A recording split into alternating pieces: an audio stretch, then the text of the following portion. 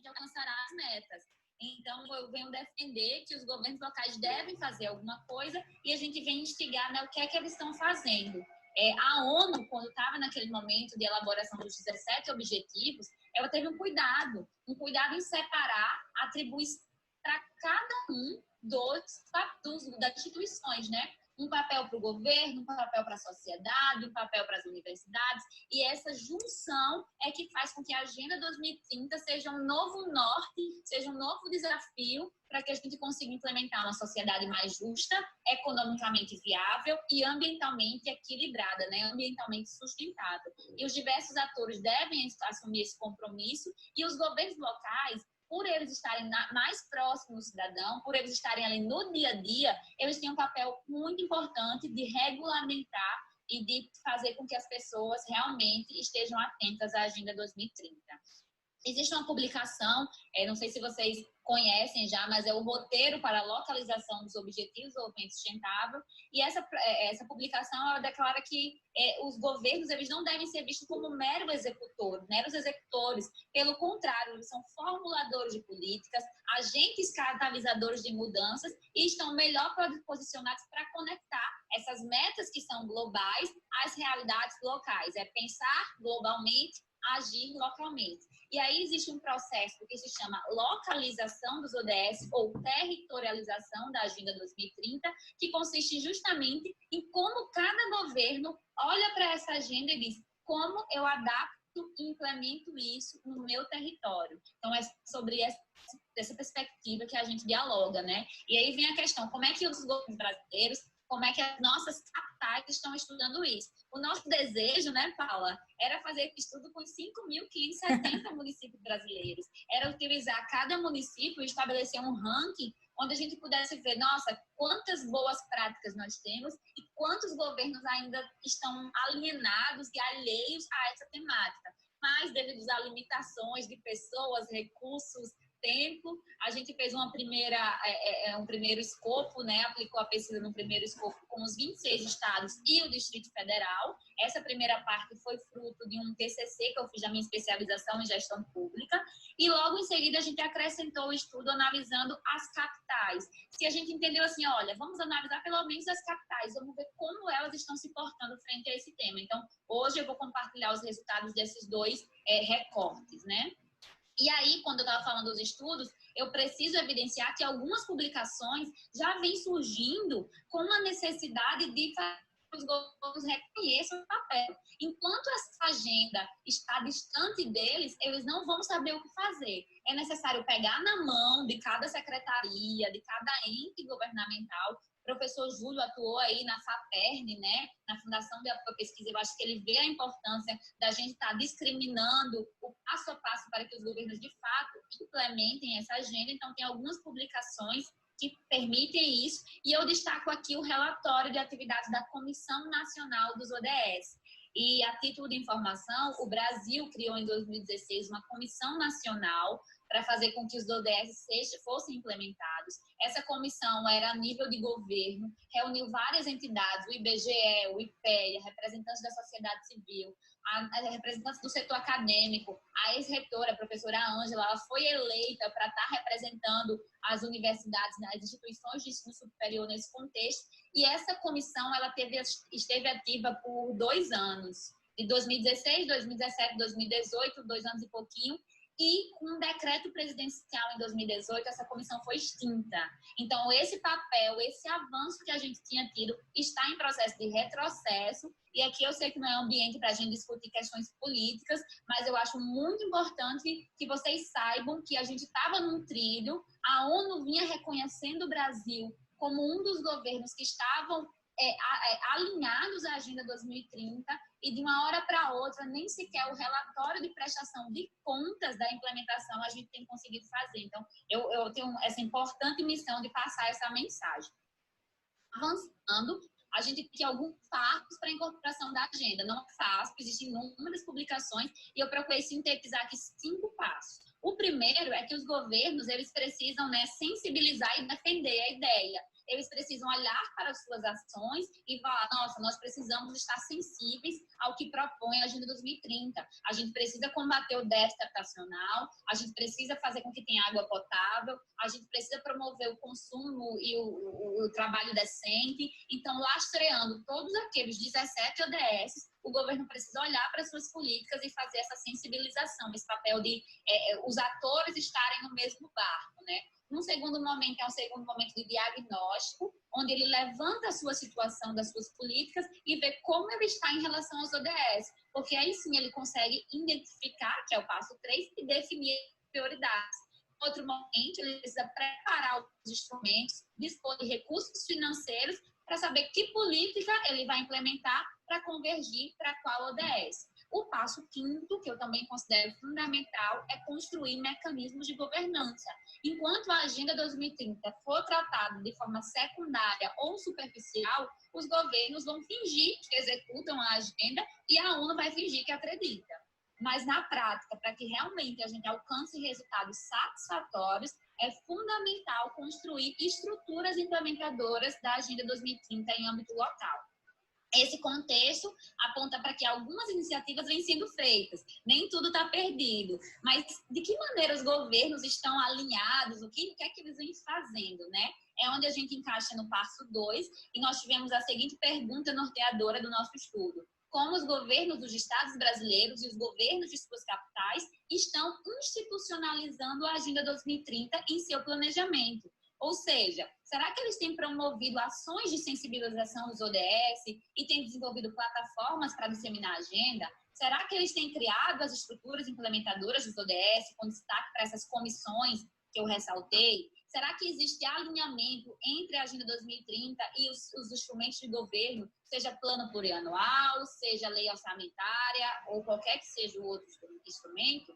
Disso surge nossa metodologia, que foi uma pesquisa documental. Nós analisamos inúmeros relatórios. Se você pensar que são 26 estados, 27 unidades federativas, mais 26 capitais, você tem aí que foram 43 governos analisados, se eu fiz a conta correta. 6 com 6, 12. 43 governos que nós analisamos dados, né? E fizemos levantamento empírico. Nós também buscamos informações na fonte do órgão, né? Do governo. Isso baseou, fundamentou um estudo quantitativo com informações oficiais conseguidas, né, a partir da lei de acesso à informação, como Paula também já colocou na pesquisa dela.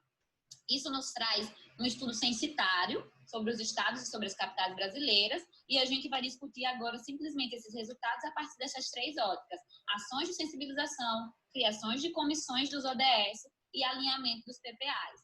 Eu não sei se isso corresponde um pouco da expectativa de vocês, porque eu estou vendo que vocês estão tratando os ODS num nível específico, mas eu acredito que o professor Júlio tem a proposta de que você deve compreender cada ODS de maneira específica, mas você também tem que compreender os bastidores, né? O que é que permite que os ODS sejam abordados dessa maneira. Nisso, nós chegamos na parte 3 da pesquisa, e a primeira delas é a situação dos governos frente às ações de sensibilização. E a gente perguntou: os governos, né? Esse governo realizou ou participou de algum evento sobre a Agenda 2030, ou se ele criou algum portal para divulgação das ações? E aí eu dividi em 2 resultados. Num primeiro momento, a gente tem que todos os estados brasileiros participaram de algum evento para discutir os ODS. Quando a gente fez essa pergunta, todos os governos falaram: olha, eu já participei de evento, eu já promovi eventos sobre especificamente a Agenda 2030. E quando a gente foi mais a fundo entender isso, foi porque em 2017 o governo federal fez uma campanha recorrendo às 27 unidades federativas para lançar o Prêmio Brasil ODS. Então, todos os estados sediaram esse evento nacional. Significa dizer que nem todos os estados tiveram iniciativas próprias para participação desses eventos, para promoção desses eventos, mas todos eles realizaram de alguma maneira. Quando a gente vai para a ótica das cidades, né, das capitais, a gente vê assim, um destaque muito grande nas cidades de Curitiba e Porto Alegre, porque elas realizaram 7 eventos e 5, respectivamente. Então, elas mapearam capacitações com a equipe de governo, receberam o Programa das Nações Unidas para estarem falando como a Agenda 2030 deveria ser tratada, e também reuniram um diálogo com a sociedade. Então, são cidades que se destacaram. Na ótica dos portais, ainda temos uma iniciativa baixíssima, apenas 2 estados e 2 cidades, no caso Maranhão e Paraná dos estados, e as cidades de Belo Horizonte e Vitória criaram portais para comunicar diversas ações. Eu recomendo fortemente que vocês visitem os portais. Esse é do Maranhão. Imagina, um governo que faz um portal específico para estar mostrando o alinhamento dos ODS. É um modelo, realmente, né? A gente tem o Paraná, que também tem um portal chamado Boas Práticas ODS. E é importante ressaltar, pessoal, que esses portais são mantidos pelo governo. Existem outras iniciativas, Comissão ODE, Estratégia ODS, Rede ODS, que são ações, mas são da sociedade civil. E o nosso estudo buscou enfatizar o papel do governo. Então, os sites aqui são aqueles mantidos pelos governos. Belo Horizonte também tem um site que trata dessa relação muito legal, inclusive relacionando a cada indicador dos ODS. Acho que isso traz uma dimensão bem de como o Sistema Local de Monitoramento dos Indicadores ODS de Belo Horizonte é um case realmente que deveria ser replicado para outros estados e para outras cidades. Vitória tem o portal VIX, Observa VIX, que também traz esse alinhamento com os ODS.